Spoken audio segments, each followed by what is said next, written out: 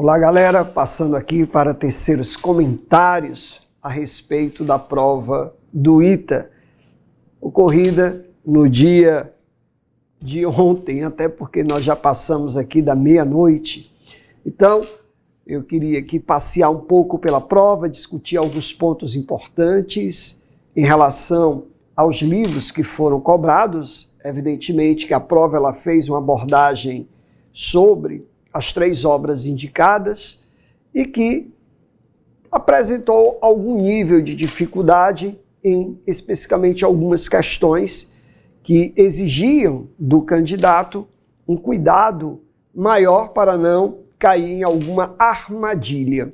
Então, na prova, eu considero uma prova um pouco mais difícil, um pouco mais exigente do que a prova última, do ano anterior. Então vamos aqui passear um pouquinho por estas questões que, de certa maneira, exigiram aí um cuidado por parte do candidato, por parte da candidata. Então nós temos a primeira questão, que diz assim: a respeito de Adelaide, uma das personagens femininas de Os Ratos, de Dionélio Machado, é correto afirmar que... eu queria recordar aos alunos, que nós fizemos uma questão muito parecida no simulado, se eu não me engano, no simulado 8, há uma questão muito semelhante a esta, A figura de Adelaide era uma figura de uma mulher enfraquecida, de uma mulher retraída, de uma mulher que não tinha forças. E o nosso querido Nazianzeno, quando ele está no bonde, então ele lembra a figura, a imagem da mulher, do amanuense, e como ele desejava que a sua esposa fosse semelhante à mulher do amanuense, uma mulher decidida, imperiosa, que se colocava nas situações, e aí ele chega a uma conclusão de que sua esposa, era de fato uma mulher que se entregava ao primeiro revés. Então essa sua ingenuidade, essa fraqueza, que ao mesmo tempo tentou, despertou nele sentimentos, mas na prática isso não servia, porque na verdade ele desejava uma mulher que fosse imperiosa, que se colocasse. Então veja que a humildade, a ingenuidade, a fraqueza, a humilhação, a ausência de dignidade de Adelaide, na verdade, é a própria miséria do Nazianzeno. Então, de certo modo, o Nazianzeno, ele concebe que sua fraqueza e ingenuidade servem para que o protagonista justifique seus próprios fracassos, ou seja, ele quer imputar, terceirizar o seu próprio fracasso, justificar esse fracasso na figura da própria esposa. Então, aqui, o que diz está na letra C, que é o mais coerente para aquilo que está sendo proposto na questão. Vamos à nossa próxima questão? Passar aqui para a próxima questão, que eu não estou conseguindo. Está voltando aqui para a questão 13 sempre. Então vamos fechar aqui, Vamos para a questão 14. Em relação à linguagem do livro, do romance Os Ratos, que também é considerado por alguns até como uma novela, Então fica essa discussão se é novela, se é romance. Então a linguagem do romance Os Ratos é uma linguagem que ela é uma mescla, Ela tem essas marcas de oralidade, de coloquialismo, E às vezes há distinções entre a fala do narrador e a fala do personagem, e outras vezes há uma indistinção. Isso é marcado pela presença do discurso indireto livre, Então veja que a letra A diz: respeita completamente a norma culta. Não, porque há muita marca de oralidade, A fala dos personagens, e essa fala é marcada pela variante social da linguagem. É ágil e rápida, adequada ao ritmo intenso da narrativa, Veja que a linguagem do romance Os Ratos é uma linguagem que se coaduna muito com o próprio espírito do personagem, que é um personagem ali meio letárgico, meio preguiçoso. Às vezes você tem a sensação que ele tem esse poder de decisão, às vezes isso não passa de uma euforia que depois se desfaz, então não tem essa linguagem ágil e rápida, adequada ao ritmo intenso da narrativa, porque a narrativa ela tem também essa estrutura modorrenta, né? Às vezes lenta, introspecções, reflexões, então não há essa coisa muito direta, né? Muito rápida, muito voltada para a extrospecção. Desrespeita a norma culta e ainda é lenta e entediante, né? Aí é um exagero, né? Que é desprezível o item. Então o item que mais se adequa aqui é a letra D, não resta dúvida, porque ela apresenta essa condição, né, de oralidade, de coloquialismo, de marcas da fala dos personagens, então é o que mais se adequa ao comando da questão. Bom, vamos aqui a questão 16, né? Questão 16, ela coloca aqui para a nossa leitura, o conto destacado é O Tempo da Camisolinha, já do conto do livro de Mário de Andrade, publicado ali por volta de 47, né, e que reúne ali a maturidade dos contos do autor. Alguns contos aqui foram escritos, reescritos, né, amadurecidos, a conto aqui que levou 18 anos para ser, né, amadurecido. Então aqui nós temos a alternativa incorreta, né? Então é um momento em que o Juca encontra ali os pescadores na praia, né, quando a família passa um tempo na praia em Santos para que a mãe se recupere do seu estado de saúde após o nascimento da filha, e o Juca gostava de bater pernas, ora estava ali pela obra, né, que estava sendo construída na região, ora ia lá conversar com os pescadores, e ali ele era tratado pelos pescadores como doutor, né? E mesmo que o pai dele não fosse doutor, mas havia ali uma estratificação social, né, que ele era considerado de uma classe superior dos pescadores. Então ali o nosso querido Juca era tratado pelos pescadores como filho do doutor, né? Então esse seu doutor aí traz, por meio de uma linguagem mais informal, né, uma expressão de tratamento a uma classe social em que o outro julga não pertencer. Então ele utiliza esse título como uma forma, ou essa forma de tratamento para destacar essas questões ligadas à estratificação social. Então veja que, de fato, né, eu quero a incorreta. Então aqui a incorreta não há no uso da expressão seu doutor nenhuma menção à diferença de classes sociais. Claro que há, né? Ela cria uma estratificação social como se Juca fosse filho de um homem que tivesse ali uma condição financeira melhor, né? Então o seu doutor é nesse sentido aí, dessa variante social da linguagem. Bom, a questão 17, português, né? Questão 17, a gente tem aqui a letra A, né? O poeta Carlos Drummond de Andrade e a obra do Carlos Drummond de Andrade, algumas informações sobre a obra. O poeta transita no livro Antologia Poética, né? Que aqui não apareceram vamos pegar aqui, por favor, a questão 17.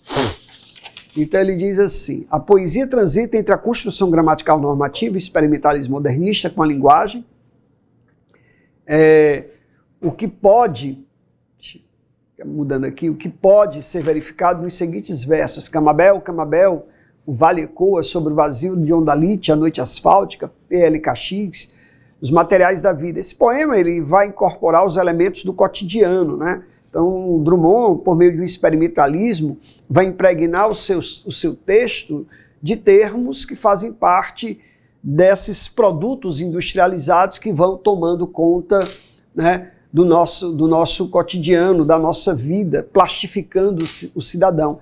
Então essa construção gramatical normativa, o experimentalismo modernista, com a linguagem, né, exatamente aqui está confirmado.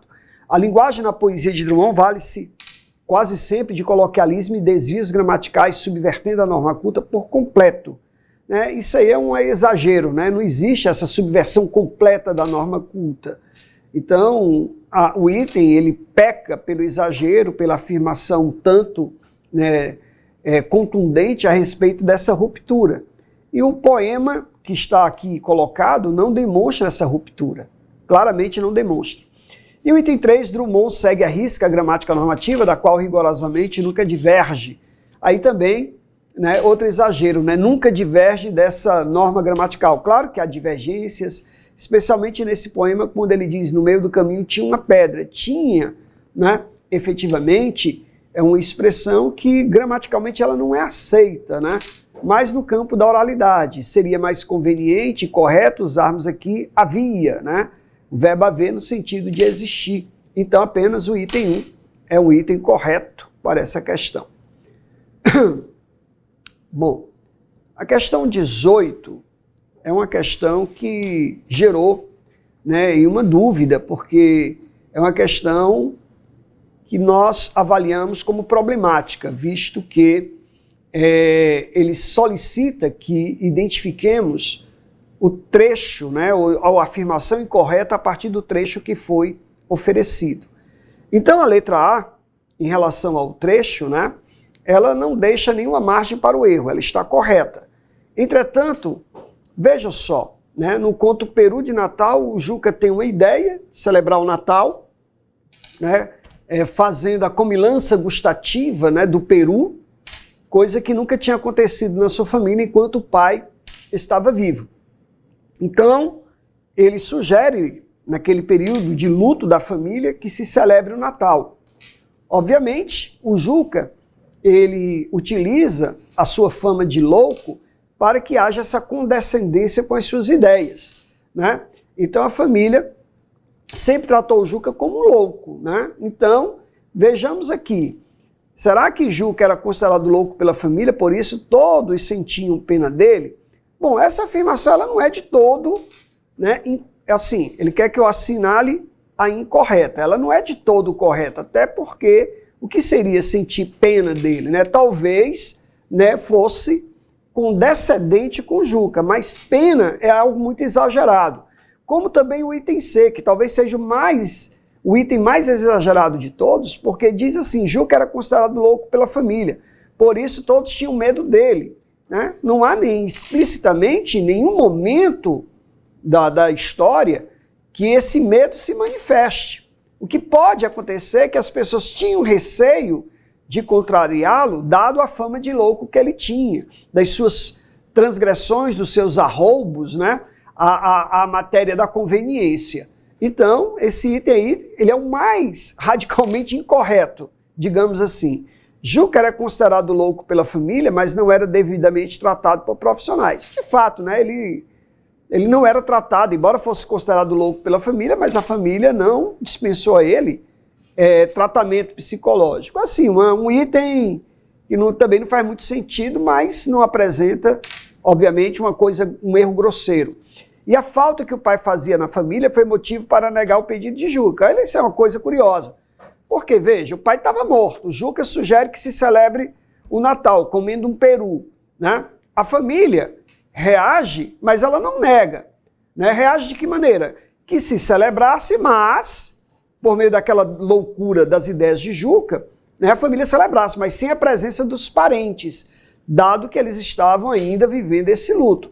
Então, o pedido não é negado. A festa, a celebração, digamos assim, do Natal entre os familiares, né, a mãe, a tia, a irmã, o irmão, isso acontece. De fato acontece. Ela não é negada. Apenas o que se coloca é que essa festa seja apenas entre os membros da família de Juca, né? Então, assim, a letra E é absurda, a letra C também é absurda. Então, a gente não sabe muito bem aqui, né, como o ITA vai colocar a resposta, mas nós sugerimos aí duas letras, né, porque são as mais absurdas, colocando aí a incorreção. Talvez fosse mais coerente se a questão tivesse assinale a alternativa correta, porque aí só teria a letra A, né, de maneira muito clara, a letra A a gente marcaria sem nenhum problema. Então é uma questão problemática, vamos ver o que é que o ITA vai sugerir aí, dado aos nossos comentários, porque nós observamos isso, né? No nosso comentário nós observamos. Bom, questão 19, a gente tem, né, uma questão sobre os ratos, né, sobre a narrativa, e a narrativa da obra Os Ratos é uma narrativa fragmentária, porque ela é repleta de idas e vindas, avanços, flash forward, flashback, introspecção, reflexões, suposições, né, tudo isso em convivência com a narrativa cronológica. Às vezes há, né, uma ruptura, né, um deslocamento do tempo narrativo que está ali no tempo presente, de repente vai para o passado sem muita cerimônia. Então isso cria uma certa dificuldade. Não que não exista a cronologia, ela existe, só que às vezes, para o leitor se situar, ele acaba experienciando uma dificuldade maior de entender determinadas situações na obra. Mas isso, claro, não vai impedir que você entenda a obra, mas é um esforço maior que o leitor tem. Então, nós acreditamos que a letra B, ela atende melhor essa questão. Bom, questão 20, né? Questão sobre o conto Atrás da Catedral de Rouen, que nós trabalhamos, inclusive no aulão a gente falou um pouco sobre isso, né? Então, nesse conto, a personagem Mademoiselle, né, ela vai experimentar delírios sexuais por conta, né, da sua condição de uma mulher dos 40 anos que sofre ali do mal do sexo. E todos os seus devaneios, eles são incitados, né, pelas alunas Alba e Lúcia, com quem ela se relacionava, ministrando aulas de francês, e que muitas vezes as meninas conduziam a aula, e nessa condução da aula elas usavam uma linguagem mais maliciosa, um franco brasileiro cheio de malícia, e o que levava a professora ali, né, para os devaneios sexuais. Então, tomada por esses devaneios, por esses delírios e pelos desejos que acabavam dilacerando a sua alma, em um determinado momento, já no fim da narrativa, ela acha estar sendo perseguida por dois homens.